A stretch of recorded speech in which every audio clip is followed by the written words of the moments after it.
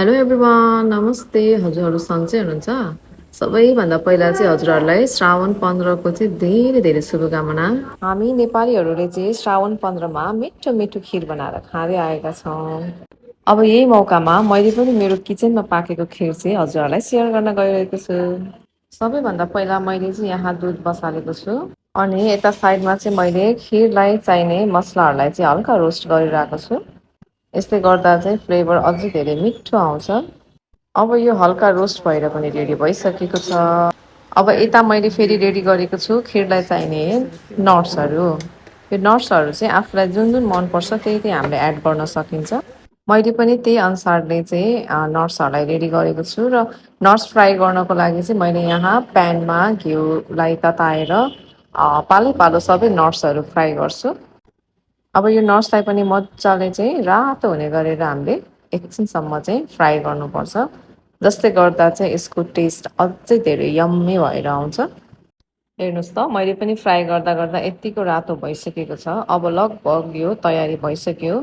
किसमिस चाहिँ अब फर्स्टमै हाल्दाखेरि चाहिँ यो अब चाँडै डढ्न सक्छ, त्यो भएको भएर मैले यसलाई चाहिँ लास्टमा एड गरेर एकछिन फ्राई गर्छु। तबसम्म किसमिस चाहिँ फ्राई भएर फुल्दैन, तबसम्म म एकछिन यसलाई चाहिँ फ्राई गर्छु र फ्राई गरेर यतिको भइसकेको छ।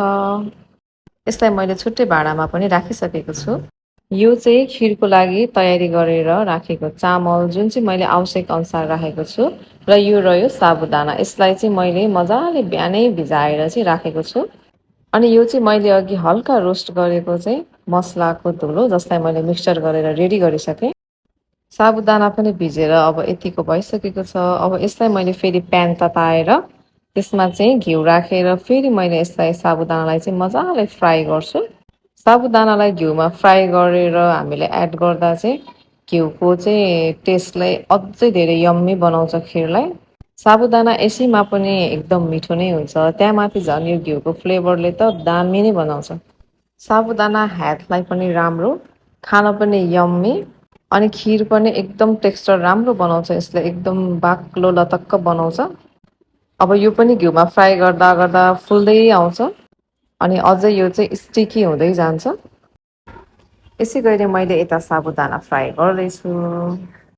कसैले चाहिँ एड गर्नुहुन्न, यो चाहिँ अब आफ्नो आफ्नो टेस्ट अनुसार हो। हाम्रो घरमा चाहिँ सबैजनालाई मनपर्ने भएको भएर चाहिँ मैले चाहिँ थोरै राइस अनि साबुदाना पनि एड गर्ने भनेर त्यही अनुसारले चाहिँ आज तयारी गर्दैछु। यता दुध पनि अब मजाले उम्लिसकेको छ। यता दुध पनि मजाले उम्लिसकेको छ। अब यो उम्लिसकेको दुधमा चाहिँ मैले तयारी गरेर राखेको राइसलाई चाहिँ एड गरेँ। अनि खिरको लागि एकदम याद गर्नुपर्ने कुरा है साथीहरू, राइस हामीले जुन राइस पनि युज नगरौँ है।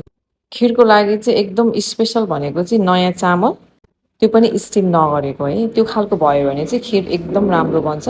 त्यही भएर मैले पनि त्यही खालको युज गरेँ र मैले चिनीको सट्टा पनि यहाँ चाहिँ मिश्री नै युज गरेको छु, किनकि हाम्रो घरमा चाहिँ चिनी खासै युज हुन्न।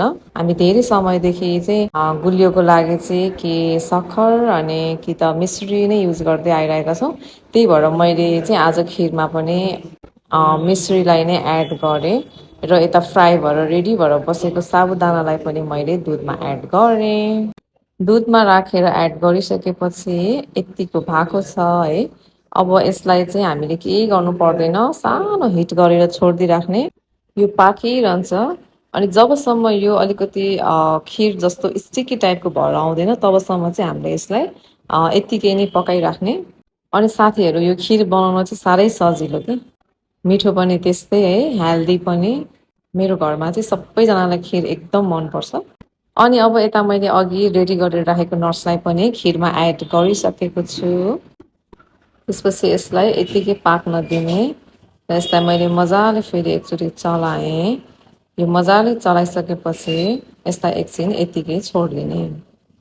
अब यत्तिको भइसकेपछि अब मैले यसमा घिउ एड गर्छु। घिउ एड गर्दा हजुरहरूले यसमा चाहिँ बटर पनि हाल्न सक्नुहुन्छ र आफूलाई कतिको मनपर्छ त्यही अनुसारले चाहिँ एड गर्नुहोला। यहाँ चाहिँ मैले ठुलो चम्चाको चाहिँ भरिभरि 2 चम्चा चाहिँ मजाले एड गरेको छु। यो चाहिँ गाईको घिउ हो, त्यही भएर येल्लो येल्लो देखिरहेको छ।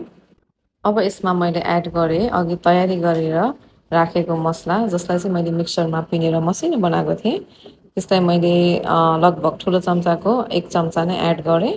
एड गरिसकेपछि चाहिँ यसलाई मैले मजाले मिक्स गरिरहेको छु। यो सबैतिर चाहिँ राम्रोसँग मिक्स गर्नुपर्छ हामीले। ल अब म एकैछिन मात्र पकाउँछु यो खिरलाई चाहिँ। अब लगभग पाक्यो साथीहरू मेरो चाहिँ है। हजुरहरू पनि यस्तै मिठो बनाएर खानु होला।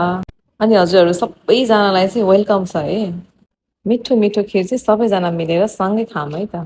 र फेरि पनि मेरो सबै प्यारो साथीहरूलाई चाहिँ श्रावण 15 को हार्दिक शुभकामना। Thank you.